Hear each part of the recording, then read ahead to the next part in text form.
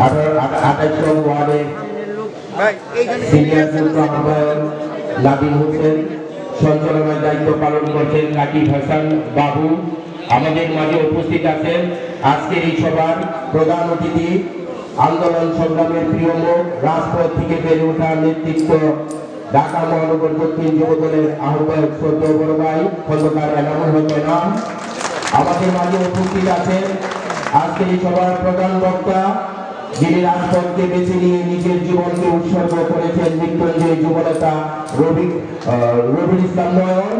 আমাদের মাঝে উপস্থিত আছেন মতিঝিল থানা যুবদলের সাবেক সভাপতি, ঢাকা মহানগর দক্ষিণ যুবদলের প্রভাবশালী যুগ্ম আহ্বায়ক ইমরান হোসেন বাবলু। আমাদের মাঝে উপস্থিত আছেন আলিয়া মাদ্রাসা ছাত্র দলের সাবেক সভাপতি, ঢাকা মহানগর দক্ষিণ যুবদলের যুগ্ম আহ্বায়ক মুকিত হোসেন।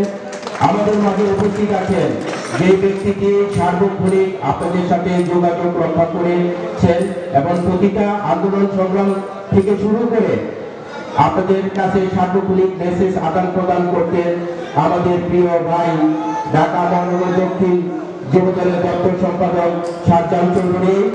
আমাদের মাঝে উপস্থিত আছেন ঢাকা মহানগর দক্ষিণ যুবদলের সাবেক যুগ্ম আহ্বায়ক জাকির আহমেদ বাবু, ঢাকা মহানগর দক্ষিণ যুবদলের সদস্য সৈকত পণ্ডিত, আহমদ হোসেন।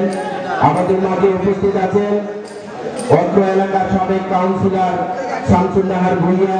আমাদের মাঝে উপস্থিত আছেন এই ওয়ার্ডের সভাপতি, 28 ওয়ার্ডের সভাপতি কুতুব ভাই, সাধারণ সম্পাদক হাজি মনির। আমাদের মাঝে উপস্থিত আছেন লালবাগ থানা যুবদলের সাবেক যুগ্ম আহ্বায়ক রানা সুজন। আমাদের মাঝে উপস্থিত আছেন চরবাজার থানা যুবদলের আহ্বায়ক হানিফ, সদস্য সচিব অপু সহ সবাইকে জানায় ঢাকা মহানগর দক্ষিণ যুবদলের পক্ষ থেকে রক্তিম শুভেচ্ছা ও বিপ্লবী অভিনন্দন। সংগ্রামী সাথী বন্ধুরা, আমার বক্তব্য শুরুতে বাংলার রাখাল রাজা মহান স্বাধীনতার ঘোষক শহীদ রাষ্ট্রপতি জিয়াউর রহমানকে গভীর শ্রদ্ধার সাথে স্মরণ করছি। আমাদের মাঝে উপস্থিত আছেন লালবাগ থানার ছাত্রদলের আহ্বায়ক আফতাব ইউনিয়ন পরিষদ। সংগ্রামী সাথী বন্ধুরা, আমার আপনারা জানেন শহীদ রাষ্ট্রপতি জিয়াউর রহমান মহান স্বাধীনতার ঘোষণা দিয়েছেন এবং রণাঙ্গনে মুক্তিযুদ্ধ করে দেশকে স্বাধীন করেছেন। এই বিজয় দিবসের উপলক্ষে সবাইকে ঢাকা মহানগর দক্ষিণ যুবদলের পক্ষ থেকে শুভেচ্ছা জানাচ্ছি।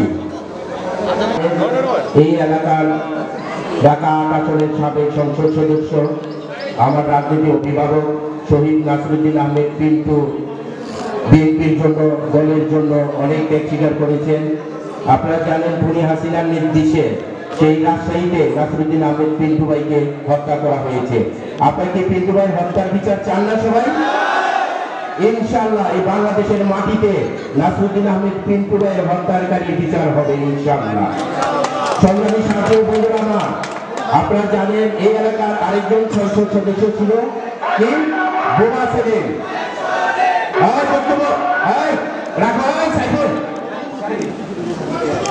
এই এলাকার একজন এমপি ছিল কি বোবা হাজি সেলিম, অনেকে তারা হাজি নামে আপনারা চিনেন। এই বোবা সেলিমের বৈষম্য বিরোধী ছাত্র আন্দোলন যখন করেছে, আমাদের এখানে ইডেন কলেজের আমাদের বোনেরা আছে, এই ছাত্রদের উপরে হাজি সেলিমের নির্দেশে গুলি করছে না, অনেক ছাত্রকে হত্যা করেছে। এই বোবা সেলিমের বিচারও আমরা চাই ইনশাআল্লাহ। এই বাংলাদেশের মাটিতে বোবা হাজি সেলিমের বিচার হবে ইনশাআল্লাহ। সংগ্রামী সাথী বন্ধুরা, আমার আমরা ঢাকা মহানগরের দক্ষিণ যুবদলের আহ্বায়ক সদস্য সচিব আছে, তারা দিক নির্দেশনামূলক বক্তব্য দিবে। এখানে চরবাজার থানা যুবদল সাবা করিম লাঠি সহ অন্যান্য যারা আছে, আপনারা তো সবাই লাঠির নেতৃত্বে আন্দোলন সংগ্রাম করছেন না? অনেকে জেল খেটেছেন, অনেকে মামলা খেয়েছেন, আমি কারো নাম নিয়ে ছোট করতে চাই না। সবাই ঐক্যবদ্ধ ছিলেন এবং আগামী দিনে কি সবাই ঐক্যবদ্ধ থাকবেন না?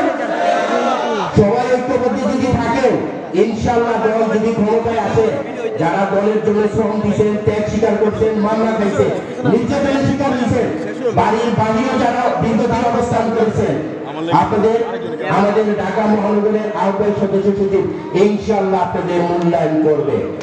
সেই পর্যন্ত আপনারা সবাই ঐক্যবদ্ধ থাকতে হবে। দলের যে নির্দেশ আছে সেই নির্দেশনা আপনাদের মানতে হবে।